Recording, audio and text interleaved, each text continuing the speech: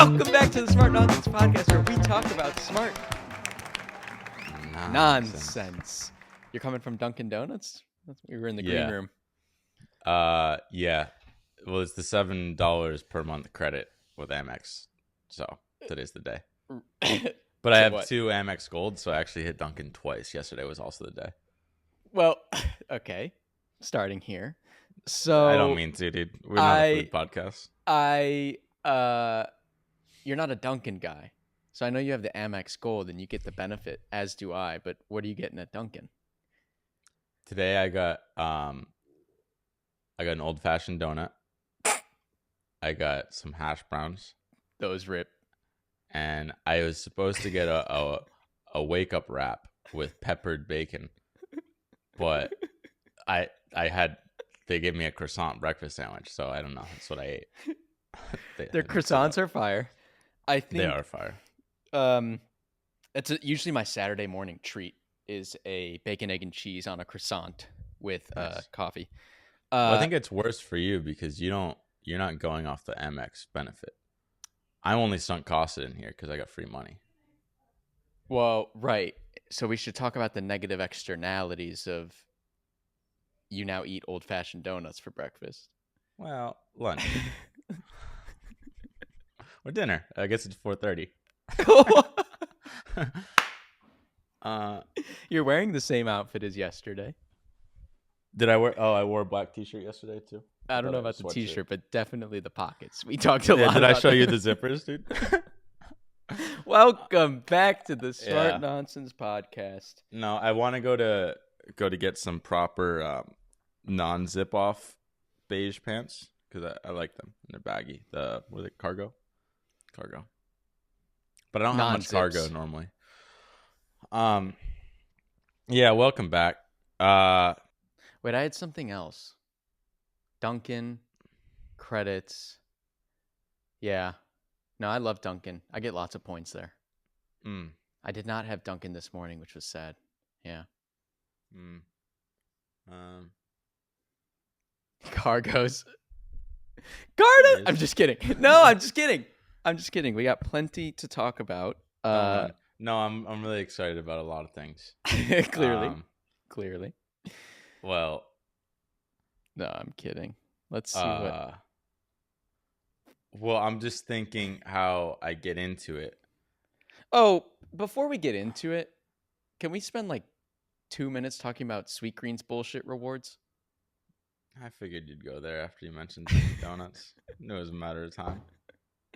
I wasn't expecting to, but I'm mad about that. I did use a half off an entree today, and that did make me happy. But basically, listeners, dude, whenever I think about listeners of the pod, referencing listeners of the pod, but listeners of the pod know that other than the donuts you are now eating, we tend to stick to the Sweetgreen diet. The Sweetgreen diet is for $10 a month. You get Sweetgreen Sweet Pass, which is $3 off a salad once a day. It's actually just $3 off once a day. And so if you go 20 days out of the work month, $50 in savings. How'd you get 50 from 3 times 20? 10, dude. Fucking get mental midgeted. Easy. 60 minus 10, net 50. Yeah.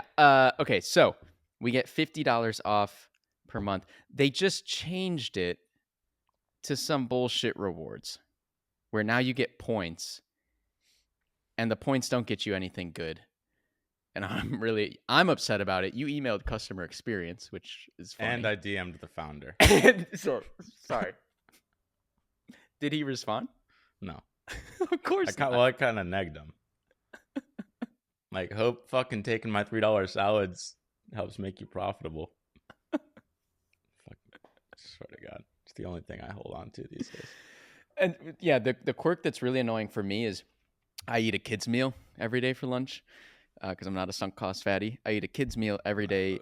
The name, you're not a kid. You shouldn't be allowed to get that. Well, I am because I order through the app. And that's like $9. And so with my $3 off every day, my lunch was like $5.83. It was the best. Now when I get a kids meal, the reward I can use is like 1,000,000 points, and I get half off an entree, which is like $3. So now it's What's 1,000,000 really points, funny? and I still only get $3. I did get an entree today because of it. I got a steak kale Caesar. Kale steak Caesar. It was delicious. I just like, until I did the math out loud, I realized at most it's probably saving us $50 a month, which is $600 a year, which is not a lot of money to be complaining about it as much as we do. So it's kind of ironic. And we're still probably saving, like, it's not as good of a deal, but we're still probably getting half the value or whatever the math is. So it's probably only losing like $300. Yeah, so I got $9 today. Well, we'll report back. Let's see how many points we can accrue on the new Sweetgreen system. And I'll keep DMing the founder, letting them know what I think and how valuable my time is. Right. They probably spent like a year of board meetings and goal setting and all that about this pivot and like rolling out this new thing. Day 2 of rolling it out. Founder just gets a DM from you. Who are you? Like, well, I've been talking to him. What'd you say to the customer support team? Because customer support, I think I wasn't getting the right amount of points. So when they rolled out, because I've never had that issue, but when they rolled out, you're playing like this doesn't bother you, but when they first rolled this out, you were counting up points. I only learned that right now. I did the Huda math on it, and I'm like, this doesn't. It's not going right. You emailed support. What, demanded a refund? Like what? What? It said I'd get double points, but I only got single points because I'm a GOAT member. I didn't get my GOAT double points. And they're like, GOAT? Hey, can you just fucking wait a little bit? Because they're coming. What is GOAT? I don't know. It's my fucking membership tier. I'm a GOAT. Am I a GOAT? I don't know. Do you get a black bag when you go? No. I'm not a GOAT, bro. I get double points on all my shit because I'm a GOAT. And a black bag? Yeah. That's hysterical. It's probably a New York thing. Maybe. How are you? You've been holding out on me. GOAT status. Yeah, I don't want to rub it in. Now I understand why you're so mad. Well, I think because I've been ordering like fucking a salad a day for the last year and a half since they opened the program. Like I don't think you could maximize the program any more than I did. I have no GOAT status. Oh, I do have GOAT status. No, there you go. But I don't. Okay, maybe I get double points, but I don't get probably a black bag. I don't think the kids get. I'll tell you what, though. I got one more funny thing on Sweetgreen, all right? And then we'll talk about something of substance. Oh, yeah, GOAT status gets 2x points. Wow, I like how you've gone through all this. So, dude, I did all the, because you can compare, you get points for certain things, but it doesn't make sense because the points should correspond to the price of the thing, but it doesn't. So there's some arbitrage to be had. Right. I'm like, am I going to get the focaccia? Well, that's not good return on my points. And do I hate on people that do this with airline miles? Absolutely. But this is more personal than me, so I do it myself, and you can't make fun of me for it. Don't get focaccia, dude. So here's one more thing is in 149 points, I get free Ripple fries. And I texted you like the day that Sweetgreen launched French fries, which I think is hilarious. Because I'm like, hey, dude, did you see Sweetgreen launched French fries? The salad place launched French fries. And also, what do you think of that? And you just send me back a picture of your lunch, which is a salad and French fries. And you're like, I'm a GOAT, dude. I'm eating them right now. Yeah. How are they? They're good. I haven't had them in a while since Sweetgreen got me sick. When did I should probably tell the founder that. I got food poisoning like a couple weeks ago. Oh, for that one day? Right. And it must have been the salad because the only other thing I had was pizza, and pizza's pretty well cooked. But no, dude, enough of my qualms with Sweetgreen. I think it's a great product, a great company. I hope they get profitable and give me my fucking $3 back. But dude, I'm stoked about the product we're building. Let me tell you. No. I didn't know about the arbitrage opportunity.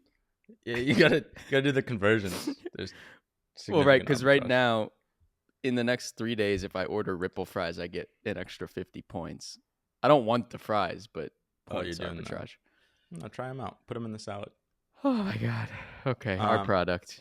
It's a good one. Well, the product we got. Well, yeah. I mean, it was off to a shaky start, as we all know.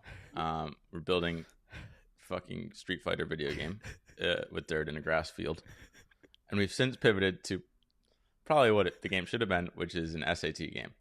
That's what it should have been. It's flashcards. It's a flashcard game. Yeah. Flashcard. I lost it at some point. So we found our way. We're getting closer to the flashcard game. I don't know if we had a pod since our new developer, Jared, Beast in the Sheets. He came in and he's been cranking for the last week. And we've seen more progress in the last week than months with our Unity developer. God rest his soul. And so He's still alive. He's still alive. We just moved in a different direction.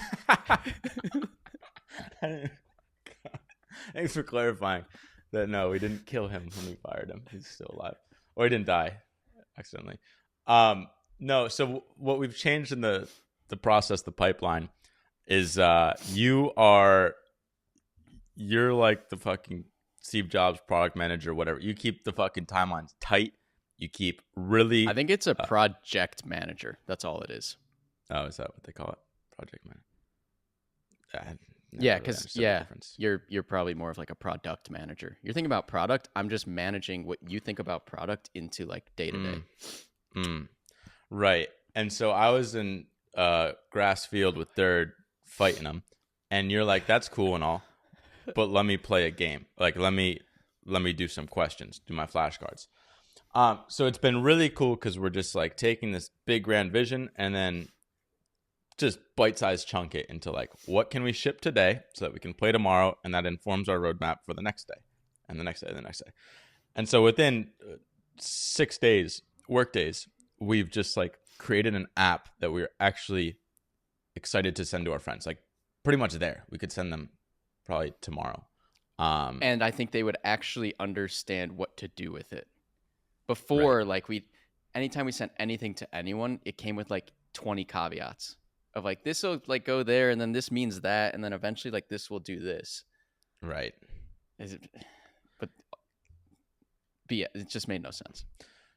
So yeah, it's a big simplification. Like, let's just get the core game elements cooking, and we'll go from there. I don't know how to organize my thoughts, but like, how do I approach this? Well, okay. Well, I'm trying to think where we're going.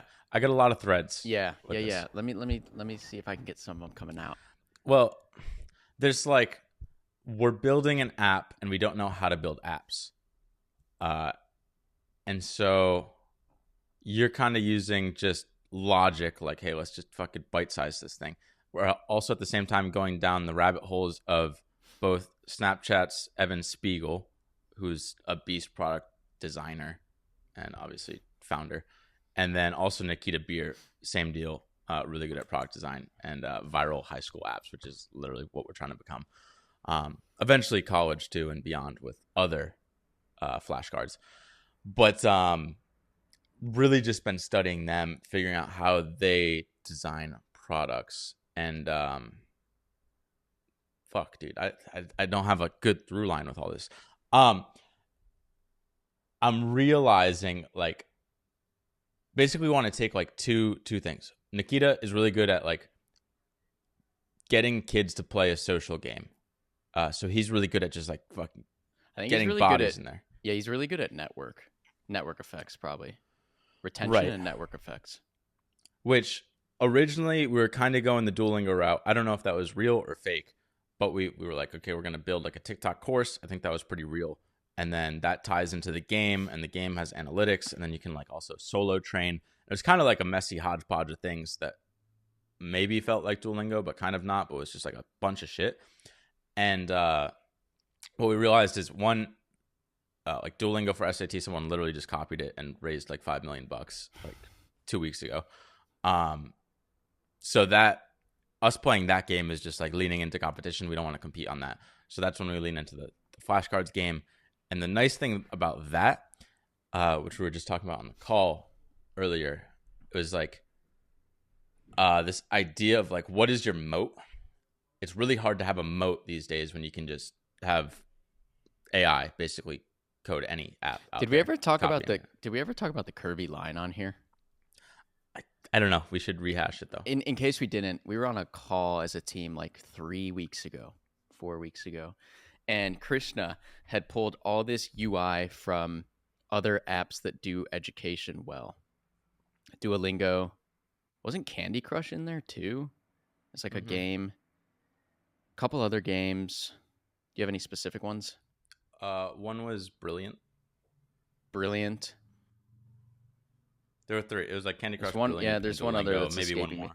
But my brother stops the meeting, and he's like, "Hey, did any of you guys ever notice how the home screen of all of these 3 apps, of these 5 apps, all involves a curvy line curriculum for like the stepping stones you're supposed to go on, and literally each of those modules follows in the UI a curvy line, like you're going down a curvy river or something." And in that moment, we were all like, "Oh no, that's not it. We're not. Right. We're not. If we make a curvy line SAT game, we failed. It'll work. It would work. All of those work. But it's one of those like escape competition. Curvy line. Yeah. Everything's just a derivative. Yeah, it's one of those like I get why people do it because it works, but like you're gonna be scrapping your whole life because you're just trying to like fight other people always that playing can also catch-up, make a curvy line. I think it's also why like every single smartphone looks the same. Right. Not to compare us to Apple, but like Apple made the new thing, and now everything looks like that, and it works. But you see that? All the copycats, they have to spend their entire existence trying to catch up to Apple, who's always going to be 2 years ahead. Yeah. So we just that's where copying. I was even thinking like Snapchat right now. So Snapchat's interesting because all it really is like it opens to a camera and you can send a photo and like add text, and it's just like texting through photos. Like they created that, but that's like not defensible. Like anyone can make a photo texting app. But why does Snapchat win? It wins because it has 1 billion people using the app. It's like, oh, okay. Well, that is like their moat is their network. So we really got to lean into the network, and that's where the game, focusing on that versus just this like Duolingo solo player thing. Like if you get a lot of people that rely on each other and build that network really hardcore, which you can in high schools because that's like when people share things the most, then no one can compete with you. Like other people could be like, oh, we'll make a flashcard game and just copy you, but like they're gonna have 2 users, and the game doesn't work because it doesn't have users. So that's where the Nikita thing is interesting, because going down his rabbit hole, which literally means reading every tweet of the 8,800 he's ever written, he talks a lot about like you don't want an app to fail because a social app to fail because you don't have enough users, like you don't have the networks there. Like you want to make sure, like we've already solved that problem, how to get people on an app and make sure they invite all their friends. You want to like just get all the pillars there and then like iterate on top of that in terms of like how people interact with the app. But you should never have like a sick game that doesn't work because the invite system's kind of fucked up. You just don't. It's not easy to invite your friends. So his whole thing, like taking from him, and Snapchat is really good at this because he borrows a lot from Snapchat. Is like, how do you get friends on the app? And then I think we want to design the actual app, like the game, model a lot of it after Snapchat. But yeah, how did we realize really that yesterday? So that came from pen and paper. Yeah. So we had this was yesterday morning. This is why it's really fun to iterate fast, because in the morning, we basically had the feeling like, why do we not want to play this game right now? Like we have every reason to play the game. Like this is our app. We should be like in it trying to play each other, but we don't want to. Why is that? I think the big problem for me was like, I have to go into my backpack, take out a notebook, and then figure out how to do this problem on pen and paper. And also it's not like every problem, because some problems are relatively easy. It's just like in the 1 in 3 chance it's a hard problem, I'm going to need pen and paper. So I got to go and get it regardless because it might be a hard problem. So then we started talking about like, okay, well, how do we solve that problem? And I forget the like sequence of events, whether I went to the extreme case of how to solve it or you just did the easy elimination first. I think I was like, there is a core gameplay that should work even without the hardest problems. So for now, we should just eliminate them. Because, okay, if you don't have hard problems, you have like very easy mental math problems. And those are the ones where like you can literally do while you're walking down the street, do a problem and fire it off to a friend. And we were doing those. So I was like, for now, let's just eliminate the hard ones and make our gameplay really, really, really good around the easy and medium problems. Right. And then we'll come back later to see if we can solve the hard problem. Because the hard problem is nice because if you can do what requires pen and paper, then anytime in the future when we upload other flashcards, well, wait, before pen and paper. Okay. Before pen and paper, so we start testing that, right? And not testing that in the app or with a developer. You go into an SAT question bank and you just filter by easy problems and medium problems. And you're trying to figure out like, how long does it take me to do these? And can I just look at them and do them in my head? So you start doing that. You're like, okay, easy problem literally takes me 4 seconds. Medium problem, I can still do like 70% of them in my head. So it's still pretty fun. And they take me like 10, 12 seconds. So we're good. So right then and there, we were like, okay, that works. Right. We need to go down that path. So me, project manager, I'm like, all right, next move is eliminate hard problems, go down this easy and medium thing. And you kind of product guy, product manager, you're like, this isn't going to work long term if we can't have the hard problems for a bunch of reasons. Like, well, if you're taking the SAT, you have to do the hard problems. So, well, it's literally like if you got all the easy and medium problems right, you're still gonna score like max of 600. Right. So it's like, hey, you gotta do the hard problems. So then, how do we crack that puzzle? Right. And so that's what's kind of the fun, like chess weird balancing act that we're doing of like, okay, we have the vision, we got to do hard problems, but that's probably a hard problem to crack. So like, what is the easy thing? Oh, just eliminate them for now, and we'll circle back once we like get the game addicting.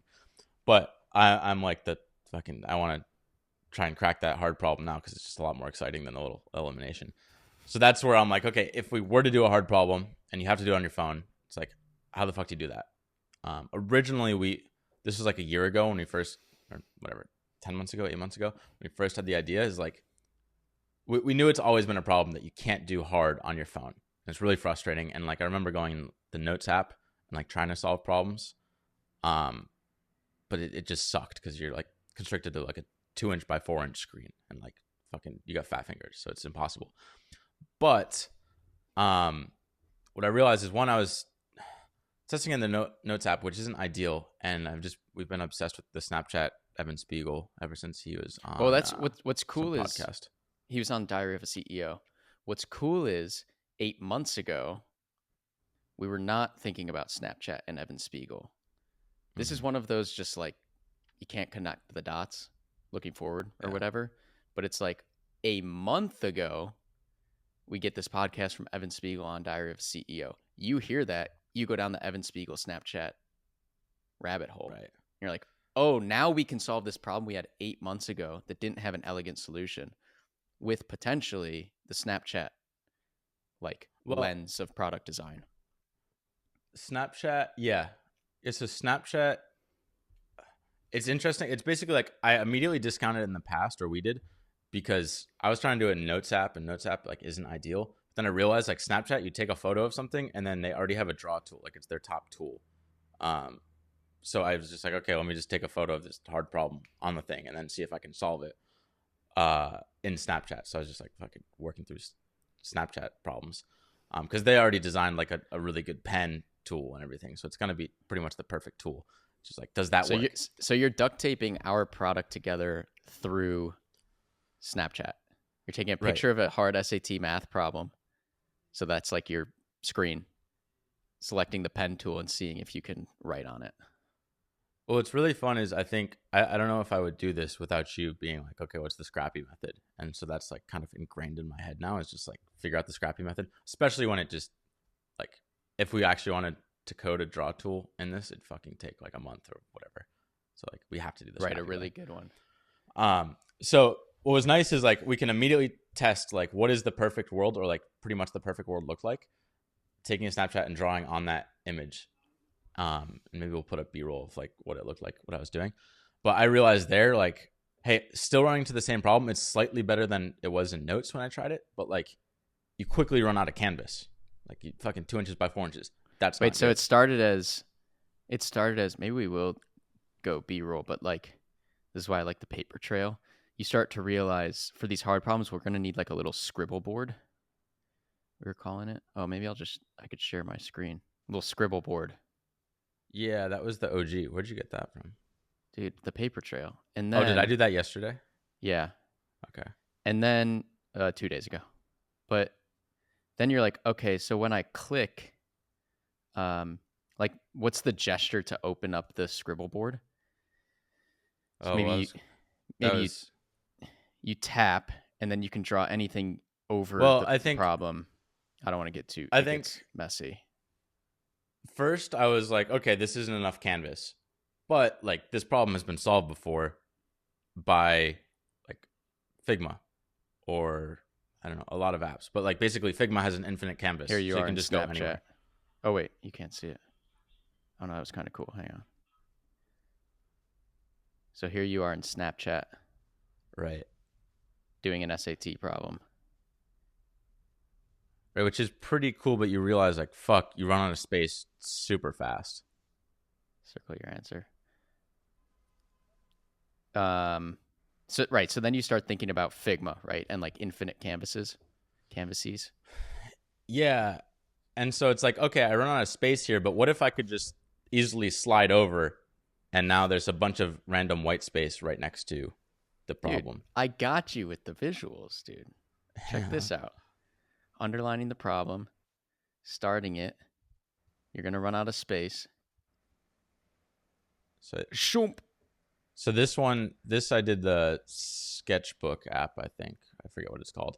So it has like a little rotation, which I didn't like. The wigwam. Because you're supposed to be able to rotate to draw more easily. But that was pissing me off. So then I went to do Figma, but Figma doesn't have an app. So I had to like get my iPad, which isn't exactly perfect. So this is Figma, right? Probably. Dude, I love how I'm just running B-roll. And it makes for a terrible audio experience. Fuck audio. YouTube. So this is on my iPad. This is I now think I was actually trying to solve the problem. Is this myself. is this with your finger or a stylus? This is my finger on an iPad. Okay. But like that was super easy to do. A little bit of a pain, obviously, by like having to increase the canvas. But I don't think you have to do it most of the time. And also and that was kind of nice too. I'll zoom out. It's still faster than if you had to like get out a pen and paper and like copy the problem down and like look back and forth between screens. So I think the net effect might actually cancel out or at least get closer. Basically, we want to avoid the problem where it is faster to do it with pen and paper. Thus, to compete in the game, you literally always have to use pen and paper. Right. And then you start going into stuff that are then sending me like specific screens of our app and like where this white space might be. I zoom in and it zooms out. That's crazy. All right. Well, our B-roll breaks down, but yeah, that's enough of that. Yeah. I mean, there's a lot of specifics that maybe will change as we do it, so not super important, but like it's just cool how Snapchat like they made it super easy to add text on a photo. I'm like, well, if drawing is going to be one of the main things that you do, we should make it super easy. Like anytime you touch white space in the game, it just automatically like isolates the problem and pretty much just has a blank canvas and you can write and then you like hit the drawing thing again and then the question and answers all come back so you can submit the answer. Just like a lot of fun stuff that we'll figure out for details. But the bigger picture is like if we're to crack hard, which I think is mission critical for it being a big app, like I think we can succeed on a small scale without it. But like for it to be $1 billion plus company, if that's our goal, we need to be able to do everything, in Nikita's words, on the toilet or in the car, which we can't do if you need a notebook for both of those, unless fucking pooing and drawing on your lap or something. Gardaloo! Well, I don't think that's a Gardaloo yet, though. Well, Pooing there's one more lap. point. Fuck, dude, you hear pooing on my lap? And no, hold on. There's one more. So Snapchat, the other thing that I want to do with Snapchat. Okay, so inboxes. Yeah. Fucking Gardaloo. Don't Gardaloo me like that. Two missed Gardaloos back-to-back episodes. So there's this big problem that we want to solve, which is we want to do basically our North Star is like do an exam a day.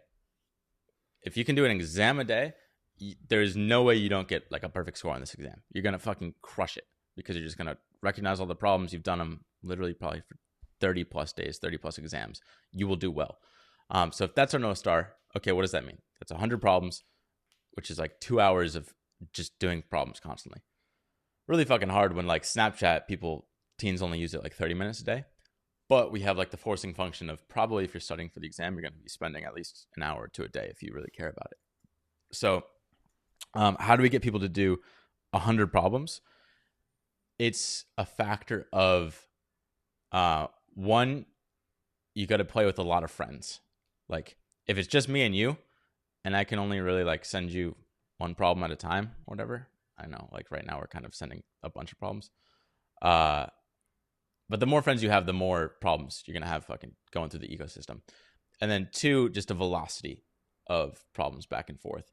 So like the less friction there is for you to send a problem to me and me to send it back, the more problems you can do. So just thinking like, okay, who does this super well? Fuck it. Spoilers already out there. Snapchat. Snapchat fucking, it's just like I didn't even realize it till looking at it today and starting to use it. But like they make it so easy to just see that you have a picture waiting for you. You like one click into it, shows, and then just like one click, send a photo back. Even before that, you open up the app, you can take a photo, then you can send it to as many friends as you want. You can click 18 friends and fire that one photo to them in like 2 clicks. Which I don't know I think that's an easy way for us to start a game. I don't know if we'll do it. Like I'm wondering what the app should open to, if it opens to the chat, which Snapchat doesn't do, or if it opens to a problem. Like this is just like a random problem. That's interesting. Yeah, I didn't think about that. Why I don't know Snapchat how that works. Open to the chat. I guess they probably have realized that you open the app because most of the time you want to take a picture of something. And so their thing was being the fastest way to open the camera. Right. It could just like be the a chat legacy can wait. thing. Yeah.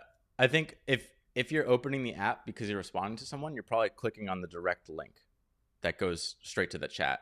So it doesn't even matter. Like you just open the app and it's seeing their message, I assume. I don't know. We got to start using the app more. But it's just an interesting thing to think about why they don't do it. And it might just be legacy. But like, also, what does it look like if we do have it be like open to a problem? Like maybe it's, I don't know, maybe we know which player you should respond to first and it opens that problem, or it's just a new problem and then you can send it to different people. I don't know yet. But fuck, what was the point there? Why'd you bring it up? Well, the chat. I think the chat's the important point, which is our like inbox of active games. Oh, right. And if you see like Snapchat's good because you can fit like 15 people, 20 people on a screen without having to scroll. It's just real tight rows. And I think like right now we get some like loose fat rows. But if it's implied that you should just have a lot of friends and it's really easy to do like one problem and ship it to 20 friends at once and start 20 games, 20 invites, like Nikita Beers, his metric for success of an app is if each user then invites 7 other users. And then I think like the ones that actually become activated, like as long as it's over 1, like if you invite 7 people and only one of them like actually joins the app, that's like steady state. If 2 join the app, you're fucking super viral. And then, as close to 7 as possible, the more viral. So I think there's some like growth hacky stuff we should think about. Obviously, it doesn't matter if the game sucks, but I think we'll crack that. Yeah, But but I you were also realizing like when you have a Snapchat and you have a bunch of inbound, like you want to get to inbox 0. right, And so if we basically have an inbox of your active SAT games, you just go in there and you're firing them all off. You'll do like right, say you've got 9 friends, like you'll do 9 SAT problems in 10 seconds each, 90 seconds. right, I mean, that's you do 10% of an SAT in like 5 minutes and it was fun. It didn't feel like you were studying. right. Yeah, when you remove the hard problems, it is really fun and just cranking them out. I'm curious what happens when it goes back to hard, but yeah, we'll figure that out in the future, I guess. Poo on my lap. Oh, Gardeloo! Don't you wish you ended on the previous Gardeloo instead of a sad one? Why do they always default to sad? I guess because I'm sad that I don't have a good ending and I get sad.